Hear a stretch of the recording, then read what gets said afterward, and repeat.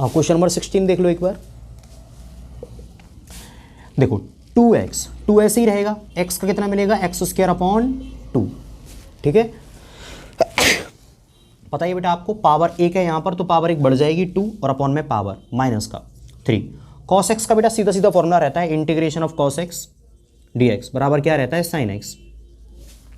तो cos x का integration क्या हो जाएगा sin x, और e की पावर x का e की पावर x सीधा फॉर्मूला रहता है प्लस का c।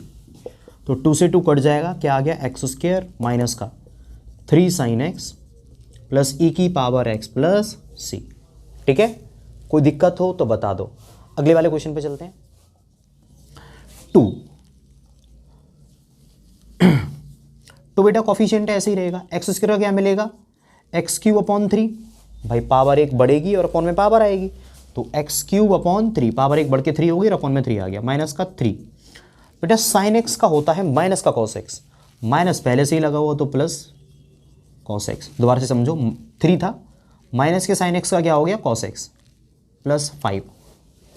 रूट x का क्या होगा, देखो बेटा x की पावर 1/2 होता है, ये क्या होता है रूट x की पावर 1/2, तो पावर 1 बढ़ जाएगी, तो 1/2 में 1 जोड़ा तो x की पावर 3/2 और अपॉन में पावर ही आ जाएगी प्लस का c। नहीं आया समझ में, ये होगा x की पावर 1/2, तो पावर 1 बढ़ेगी अपॉन में पावर, ठीक है। देखो 2/3 x³ प्लस 3 cos x, बेटा ऊपर जाएगा तो 2/3 होगा, तो 5 गुना तो 10/3 x की पावर 3/2 प्लस का c। कोई दिक्कत हो तो बताओ, समझ में नहीं आया रिपीट करके देख लो, ठीक है। अगले क्वेश्चन पे चलते हैं। सॉरी मैं साइड में हो जाता हूं, पहले आप स्क्रीनशॉट ले लो। क्वेश्चन नंबर 18 क्या कह रहा है बेटा, इसका इंटीग्रेशन करो। हमें पता है कि बेटा यहाँ पर दो फंक्शन है जिनका प्रोडक्ट हो रहा है, यानी बीच में मल्टीपल का सिंबल लग रहा है, तब तक नहीं कर सकते जब तक कि प्रोडक्ट रूल ना हो, जो कि अभी आया नहीं है। तो क्या करना पड़ेगा, इन दोनों का मल्टीपल कर दो, ठीक है। तो देखो बेटा क्या हो जाएगा इंटीग्रेशन, sec x का sec x में इंटू होगा तो क्या मिलेगा sec² x, sec x का जब tan x में होगा तो क्या हो जाएगा sec x into tan x साथ में dx। अब सुनो फॉर्मूला वाली टेबल खोलो, अगर फॉर्मूले याद नहीं करे हैं तो। sec² x किसका इंटीग्रेशन होता है, जवाब है tan x का, वैसे भी पता होना चाहिए tan x का डिफरेंशिएशन sec² x, तो sec² x का इंटीग्रेशन tan x। अब आपको अंदाजा लग गया होगा कि sec x tan x का इंटीग्रेशन क्या होता है, बिल्कुल हाँ सही सोच रहे हो, आंसर है sec x। क्यों, sec x का differentiation sec x into tan x, तो sec x into tan x का integration sec x, clear, plus का c। जिनको नहीं याद हो बेटा फॉर्मूले याद कर लो, sec² x का integration tan x, sec x tan x का इंटीग्रेशन sec x प्लस का c। Direct formula based question था, कोई दिक्कत नहीं थी। यहाँ पर दो फंक्शन है, अब इसको भी सिंप्लीफाई करना पड़ेगा। अब डिवाइड दे दो, अगर क्वेश्चन में लिखे हुए हैं तो डिवाइड दे दो। आप कहोगे सर डिवाइड दे कैसे देंगे, ये कोई डिजिट थोड़े ना, नंबर थोड़े ना, या वेरिएबल थोड़े ना इनका डिवाइड दे दें, ट्रिग्नोमेट्रिक फंक्शंस हैं बेटा, सही कह रहे हो। तो इनको अलग तरीके से सॉल्व कर लेते हैं। देखो कैसे, इसको मैं लिख लूँ sec² को 1/cos², कोसेक को लिख लूँ 1/sin²। आप सभी को पता है ये sin² ऊपर जाएगा और एक cos² x नीचे ही रह जाएगा। sin²/cos², थोड़ी तो ट्रिग्नो पड़ी होगी ना, tan² x होता है। अब tan² का इंटीग्रेशन कैसे करोगे, डायरेक्टली तो होने से रहा, तो बेटा इसको हम बदल देंगे sec² -1 में। बेटा समझो tan x का तो अभी हमने एक फॉर्मूला लिखवाया भी था शुरुआत में, याद है, log sec x करके, यहां पर लगा हुआ है स्क्वायर, ठीक है। जब तक tan के ऊपर स्क्वायर लगा हुआ है हम इसका डायरेक्ट इंटीग्रेशन नहीं कर सकते। क्यों, क्योंकि बेटा ये डिफरेंशिएशन थोड़े ना है, जो पहले स्क्वायर का कर दोगे 2 tan x, tan x का कर दोगे sec² x, डिफरेंशिएशन तो ऐसे हो जाते थे, इंटीग्रेशन में ऐसा नहीं होता। तो फिर क्या करेंगे, इसको हमने बदल दिया tan² x को, किस में, sec² x -1 में। अब इंटीग्रेशन हो जाएगा, देखो कैसे, sec² x का डायरेक्ट फॉर्मूला होता है, जवाब क्या है tan x, sec² x का इंटीग्रेशन क्या होता है tan x, और 1 का भी होता है माइनस का x प्लस का c। तो इसका हो गया tan x, 1 का हो गया माइनस का x और प्लस का c, दोनों का इंटीग्रेशन हो गया, बात खत्म। कोई दिक्कत हो तो बता दो, मैं साइड में हो रहा हूँ, नोट डाउन कर लो।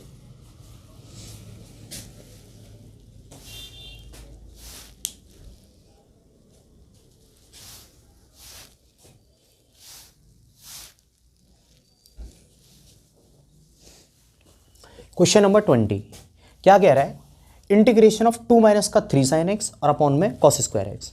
ठीक है, इंटीग्रेशन ऑफ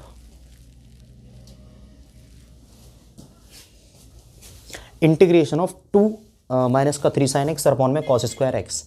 डिवाइड देना पड़ेगा ना, हाँ, कितनी बार बता चुके हैं कि ये जब तक नहीं होगा जब तक कि हम डिवाइड नहीं दे देंगे। क्यों?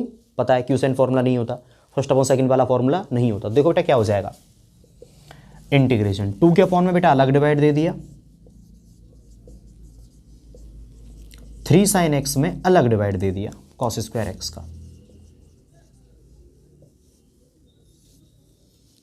कुछ नहीं करा, 2 के अपॉन में कॉस स्क्वायर एक्स लिया और 3 साइन एक्स के अपॉन में कॉस स्क्वायर एक्स लिख लिया। अगर आप लोग कहें तो मैं इसको थोड़ा सा बदलना चाहूंगा, कॉस स्क्वायर एक्स को बेटा 2 बार लिख लूं, cos x into cos x. बात तो एक ही है, इतने तो समझदार हो ही तुम। 2 अपॉन कॉस स्क्वायर एक्स, तो बेटा 2 तो ऐसे ही रहा, 1 अपॉन कॉस स्क्वायर क्या हो जाएगा, sec square x. 3 sine x upon cos x क्या हो जाएगा, टेन एक्स।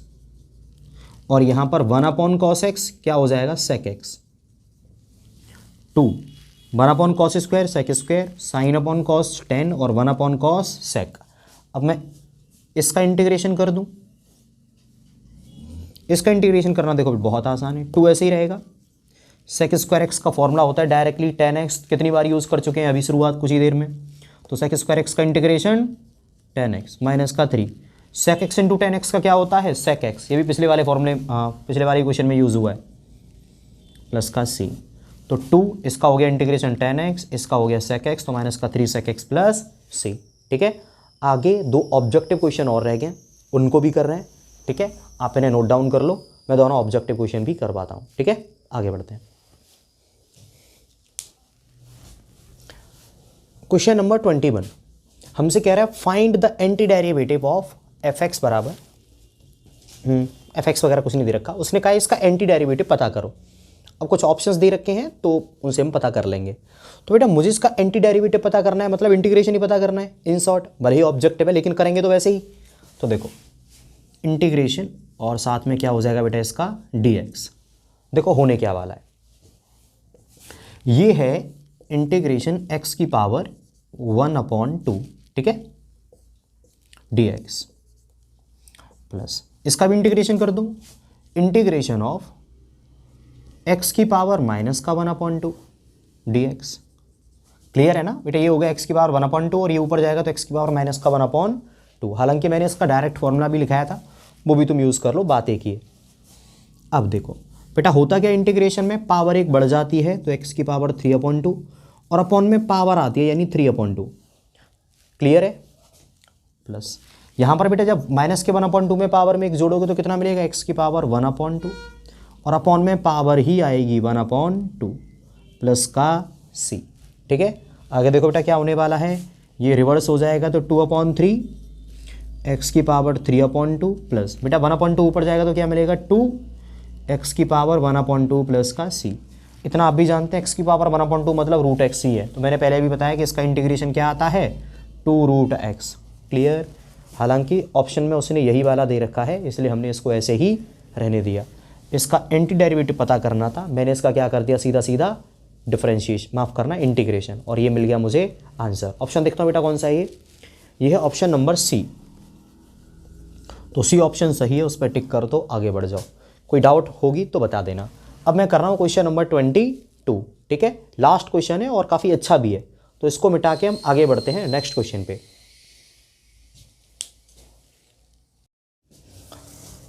क्वेश्चन में क्या कह रहा है बेटा हमसे, इफ कोई एक फंक्शन है एफ एक्स, उस फंक्शन का जो डिफरेंशिएशन है d/dx वो कितना है 4x³ माइनस का 3/x की पावर 4।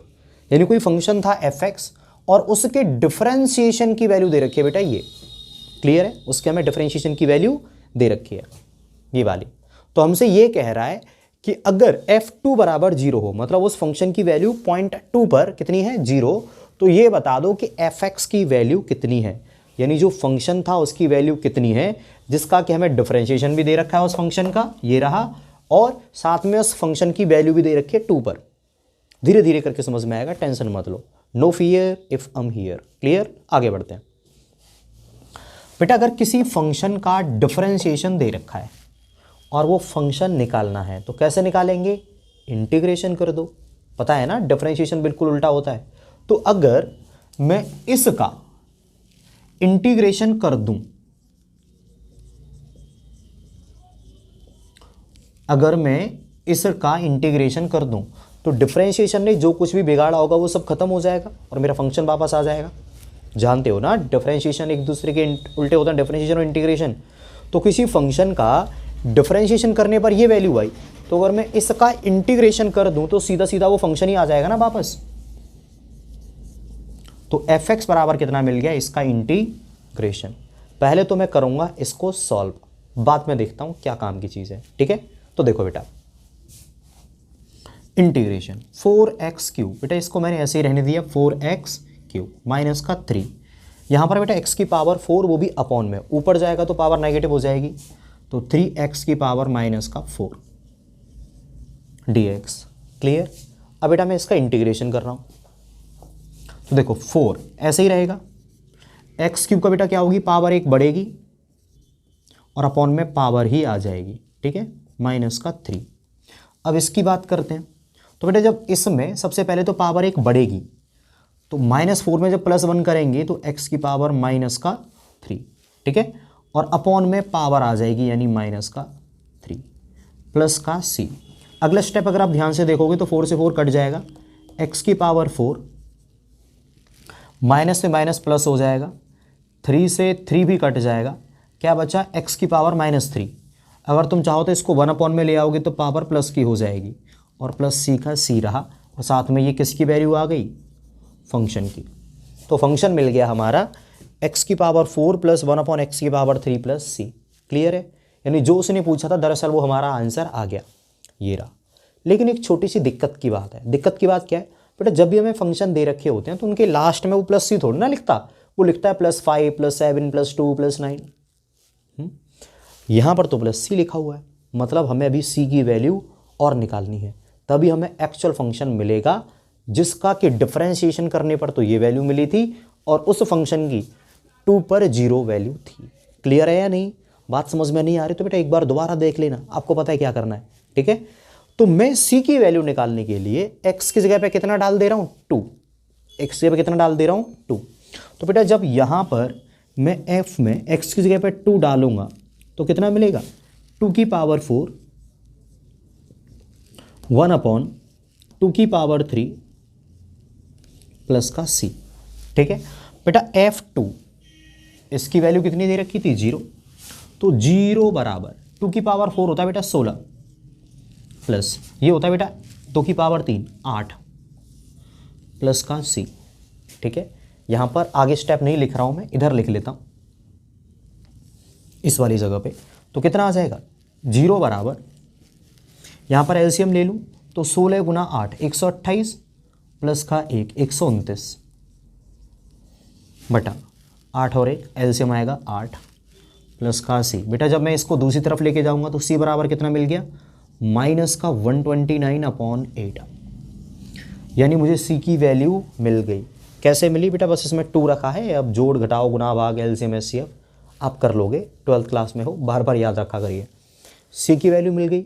अब ये वाली जो वैल्यू है मैं यहाँ रख दूँ बेटा, वैसे फंक्शन तो यही था हमारा, जो आंसर था वो तो यही आ चुका था, दिक्कत किसकी थी, केवल c की वैल्यू और चाहिए थी, c हमें यहाँ से मिल गई। c बेटा मैं यहाँ पर रख दे रहा हूँ, तो fx बराबर क्या आएगा, x की पावर 4 प्लस 1 अपॉन x3,